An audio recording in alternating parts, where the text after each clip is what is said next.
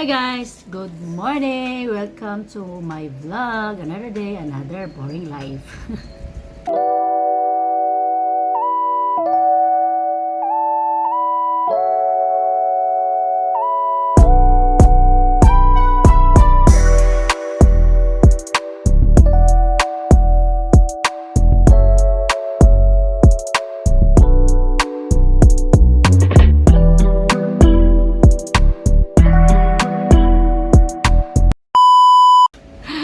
Kape tayo guys.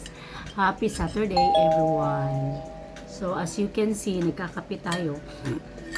May sipon pala ako guys. So sinisipon kaming dalawa ni Ethan. Ayan si Muchi. Inano ko siya. Tinalian. Kasi ayaw ko siyang makalabas. Kasi mag-aaway na naman yun ng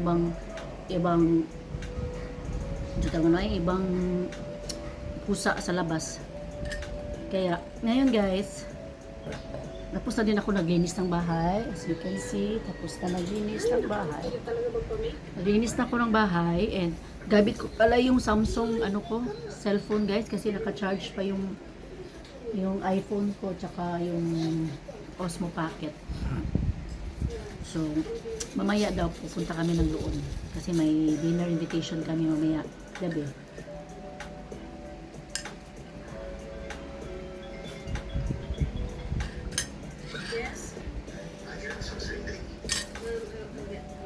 Kaya yun, alis kami. Then nasa bahay lang kami ngayon, but I'm planning to have a laundry today.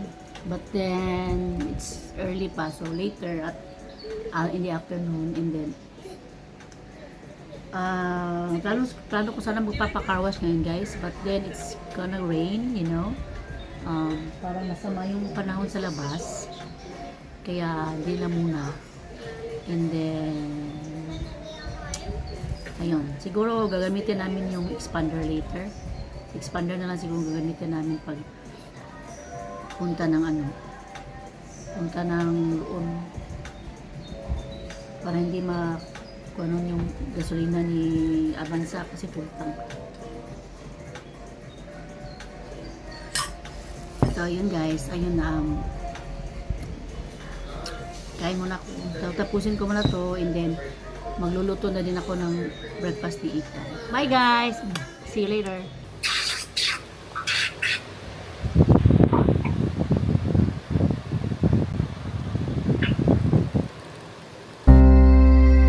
Maybe I'm weak, but it took half a year to get over you. Or maybe I'm good at pretending that I moved on. I know that we got a lot of the same friends, and soon enough there come a weekend when we just not bring it up. Yeah, maybe I'm weak, but it's taking too long to get over